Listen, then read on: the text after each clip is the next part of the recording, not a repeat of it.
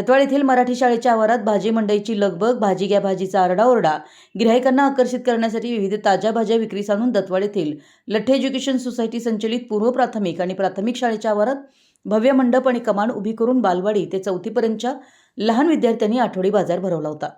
यावेळी गावातील नागरिकांनी या बालचमूच्या बाजारात येऊन बाजारातील पालेभाज्या खरेदी केल्या।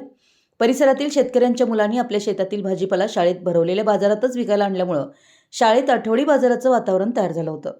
दत्वाड येथील पूर्व प्राथमिक आणि प्राथमिक शाळेच्या वतीनं आठवडी बाजाराचं आयोजन करण्यात आलं होतं। शिक्षणाबरोबरच विद्यार्थ्यांना उद्योग व्यवसाय क्षेत्रातील ज्ञान मिळावं याच उद्देशानं दत्वाड येथील शाळेच्या वतीनं चिमुकल्यांनी आठवडी बाजार भरवला होता।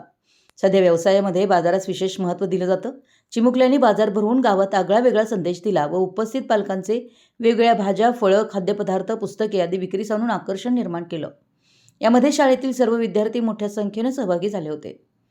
चिमुकल्यांनी भरवलेल्या बाजारात निरनिराळ्या फळभाज्या, विविध फळं, खाद्यपदार्थ, पुस्तकं, जीवनावश्यक आदी वस्तूंचा समावेश होता।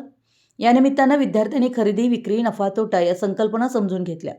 व्यावहारिक ज्ञान संपादित केलं। बाजारामध्ये विद्यार्थी, दुकानदार तर पालक ग्राहक झाले होते। तर आठवडी बाजारास पाहण्यासाठी पालक मोठ्या संख्येने उपस्थित होते। तर उपस्थित पालकांनी सर्व विद्यार्थ्यांना व शिक्षक वृंद यांना शुभेच्छा दिल्या। हा आठवडी बाजार भरवण्यासाठी शाळेचे मुख्याध्यापक एम.आर. पाटील, व्यवस्थापन समितीचे अजित चौगुले यांच्यासह शिक्षक, शिक्षिका, कर्मचारी वर्ग यांनी अथक परिश्रम घेतले। या बाजाराचं उद्घाटन रायकर ज्वेलर्स, अरुण रायकर आणि दानवाडचे प्रगतशील शेतकरी संजय मलिकवाडे यांच्या हस्ते करण्यात आलं। बाजारात भाजी घ्या भाजीचा आरडाओरड, भाजी मंडईची लगबग यासह चिमुकल्या विद्यार्थ्यांनी उपस्थितांचं लक्ष वेधत आपल्याकडे असलेल्या विविध भाज्यांची विक्री करून अनेकांचं लक्ष वेधलं। यामुळे अनेक उपस्थित पालकांनी त्याचं कौतुक केलं। मराठी एस न्यूजसाठी दत्वाडहून जहांगीर रणमली।